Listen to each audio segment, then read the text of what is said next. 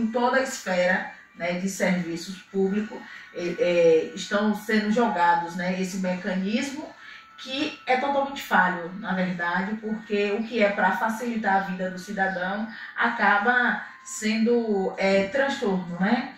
Então, assim, bem como você ressalta, é importante, né, que todo mundo tenha o acesso à tecnologia para que tenha um mínimo, né, de saber dos seus direitos e acessar, né, os seus dados com mais tranquilidade.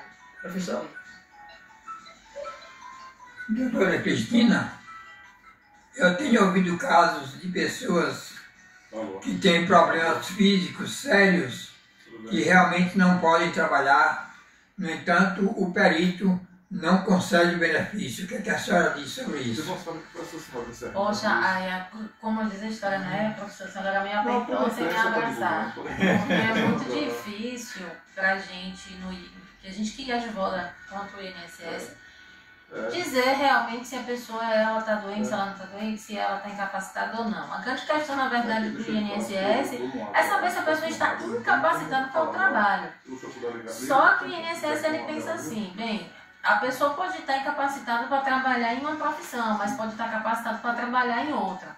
Só que a realidade hoje que a grande maioria dos brasileiros vive é que muitas vezes a pessoa nasceu, cresceu, aprendeu só aquela profissão e em uma certa idade ela começar a reaprender a uma nova atividade é muito difícil. Né? E até mesmo para o mercado absorver pessoas de uma certa idade já está complicado. Outro dia chegou uma pessoa no escritório com cerca de seus 46 anos de idade e falou assim para mim: doutora, mas eu não vou conseguir um novo emprego porque está sendo difícil, né, para mim procurar e achar emprego em empresas que me admitam com essa idade. Então, se uma pessoa com 46 anos de idade, muitas vezes o mercado está achando que são pessoas que já não estão mais com condições de ser absorvida, é hora, na verdade, do governo federal, né? Porque quando a gente fala de lei, quando a gente fala de INSS, a gente está falando do governo federal. Repensar um pouquinho melhor sobre isso, né? É necessário fazer essa reflexão. Respondida a sua pergunta, professor? Respondida. E agora falando com o doutor Moacir, né? Doutor, quais são os principais assuntos que você é procurado dentro do seu escritório para tratar nessa área trabalhista? Minha amiga Vai, a satisfação de dividir essa bancada com Vossa Excelência, doutor Rodrigo, que são aprendizados, né? Que meu professor está ali do lado ali, no solteirão. Mas respondendo a sua pergunta, diga a você o seguinte: o mais que procura é exatamente a reclamação trabalhista, é mais horas extras. E nós estamos agora numa situação de motoristas, caminhoneiro, carreteiro, aqueles que vão pegar estradas, né, as BRs, e trabalham mais de 11 horas, chegando até 12 horas por dia trabalhando sem descanso. A lei não permite que você trabalhe mais de 8 horas por dia, mas permite mais 2 horas extras, né, por dia, mas às vezes eles vão até 4, 5 horas a mais da jornada de trabalho e a empresa não paga as horas extras que são realmente devidas. Então, muita reclamação a respeito de horas extras para motorista carreteiro. Carreteiro é aquele estradeiro que o professor Rodrigo sabe como é que funciona, e o homem entra naquele caminhão, naquela carreta, transportando mercadoria para todo mundo, todos os estados, sem o devido descanso. E aí ocorre o que? Os acidentes de excesso de trabalho, correto? Então a maioria das reclamações é horas extras. Certo. Eu tenho uma dúvida. O funcionário ele tem o salário dele atrasado. Ele pode faltar, né, o trabalho sem ter o desconto no salário no final do mês? Olha, veja bem, se ele atrasou o salário, a empresa tem que ser notificada para pagar, porque tem até 10 dias, né, após vencer o mês para pagar, a empresa pagar. Ultrapassou automaticamente, ele pode reclamar, inclusive ele pode alegar despedida indireta. A despedida indireta é quando o empregador não cumpre o contrato de trabalho. Exemplo, não pagar o salário em dias, atrasar salário, atrasar pagamento de horas extras e tudo mais. Então, o empregador não pode, na verdade, faltar. porque também está incorrendo em um erro, correto? Ele vai faltar, a empresa vai dar uma notificar ele, né? Ele justifica através de quê? De um atestado médico ou coisa desse tipo, que possa ser, que esteja dentro da lei. E se der a primeira suspensão, a segunda advertência, suspensão, e depois pode despedir por justa causa. Então a falta não é necessária. O colaborador que ele trabalha no feriado, né, e não é compensado com folga, nem com hora extra, o que deve ser feito? Não, se ele trabalha no feriado, ele tem que receber o dia feriado, inclusive dobrado, né, o salário dobrado.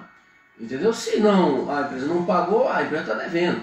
Pode também dar a compensação daquele dia que ele trabalhou, correto? Se ele trabalhou um dia de domingo, ele pode folgar 2 dias, né? 2 jornadas de trabalho diárias de 8 horas por dia.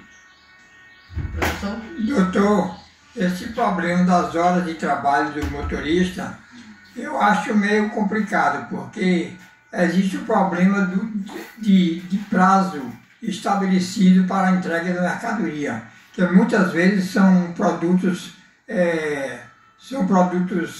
como é que se chama? Perecíveis, né? Justamente.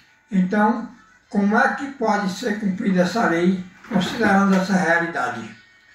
Olha, meu amigo Rodrigo, o vice do programa Show de Notícias, é uma jornada muito difícil para o motorista. Ele geralmente, quando vem com a carga perecível, no caso, vamos dizer assim, carne, galinha, de boi, essas coisas todas, geralmente eles vêm no carro frigorífico. Aí não é problema porque na realidade está congelado, correto? Mas quando se trata de frutas, né? Chegou ali num supermercado atacadão, daqueles que tem aqui em Feira de Santana, encostou o veículo. Tem horário de descarregar. Tem um tempo de descarregar. Se não descarregar, perde a carga. E aí quem paga vai ser o supermercado. E a hora de espera tem que ser paga também. E que muitas empresas não pagam essa hora de espera. Não paga, geralmente não paga. O cidadão chega lá e fica 2, 3 dias aguardando a vez de descarregar no atacadão.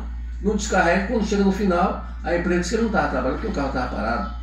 E notadamente a jornada está sendo controlada, porque hoje você pode controlar a jornada à distância, através de aplicativo, do celular ou do próprio carro, que tem aquele aplicativo que você vai controlar no horário que você trabalhou, a hora que está na direção, o horário que está parado. Mas se está parado e está à espera, aguardando, ele tem que receber como jornada de trabalho. São essas grandes situações que o motorista passa hoje e é muito difícil para o motorista trabalhar nessa situação.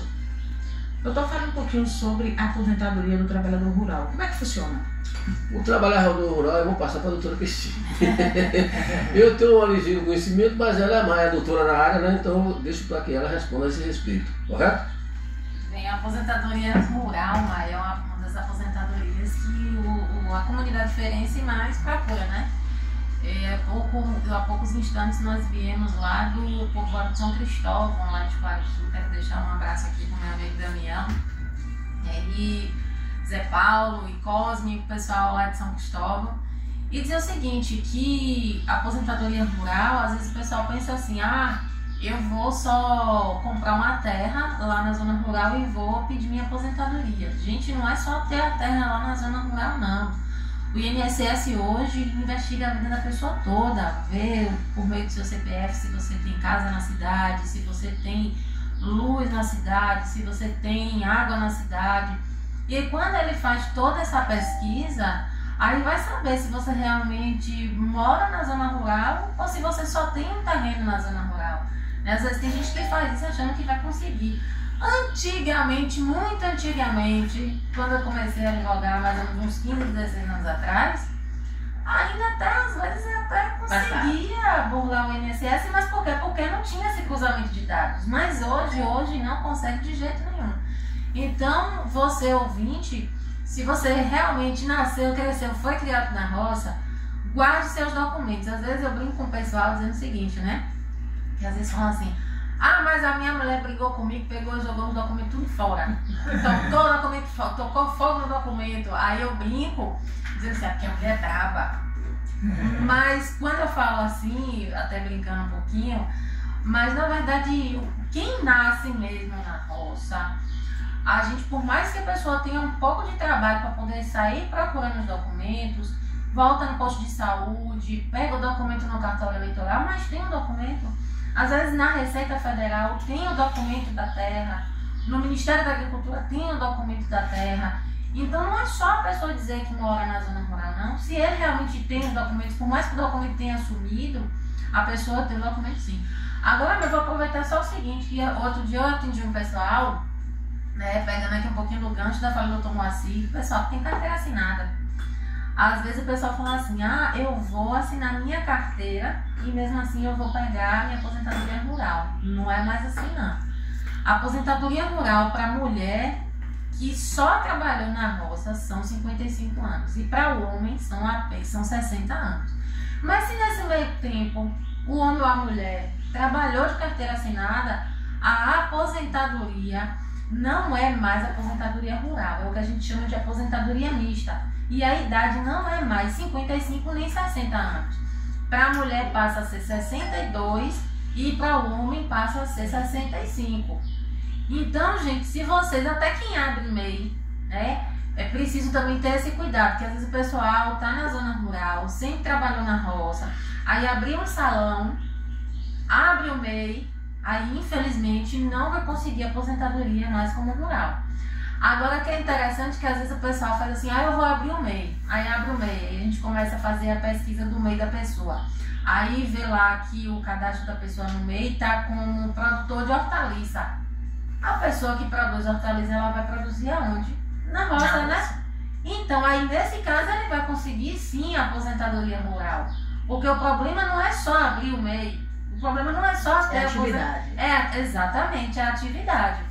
Então, se tem carteira assinada, mas está como trabalhador rural, consegue aposentadoria, a mulher com 55 e o homem com 60. Mas se assinou a carteira como pedreiro, alguém pode construir uma casa na roça, né? Sim, mas a construtora vai contratar aonde? A construtora funciona onde? Na cidade. Então, aí nesse caso, gente, vocês precisam ficar atentos, tem que ter cuidado para não pegar e inventar de fazer assinatura na carteira e perder. Às vezes tem gente que já tá assim, a mulher tá com 53 anos. Aí uma amiga conseguiu um trabalho de babá na cidade. Consegue assim na carteira. E aí, infelizmente, ela não vai conseguir mais a aposentadoria dela com 55. Ela ainda vai ter que esperar mais 7 anos para poder conseguir a aposentadoria dela com 62. Ó, que diferença absurda, né? Verdade. Mas essa diferença, me diga uma coisa, em relação a valores, há diferença? Não. Com relação à diferença, hoje, basicamente, o valor que as famílias estão recebendo a título de aposentadoria e pensão no INSS rural é em torno de um salário mínimo, né?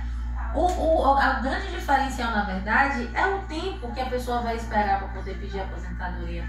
Imagine aí, nesse exemplo que eu dei aqui, uma moça tem 52 anos de idade, só vai faltar 3 anos para ela aposentar como rural.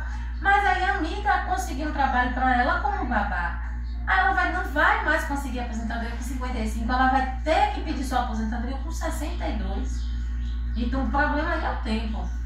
Então, na verdade, a grande diferença há nessa questão da idade para pedir aposentadoria. Exatamente.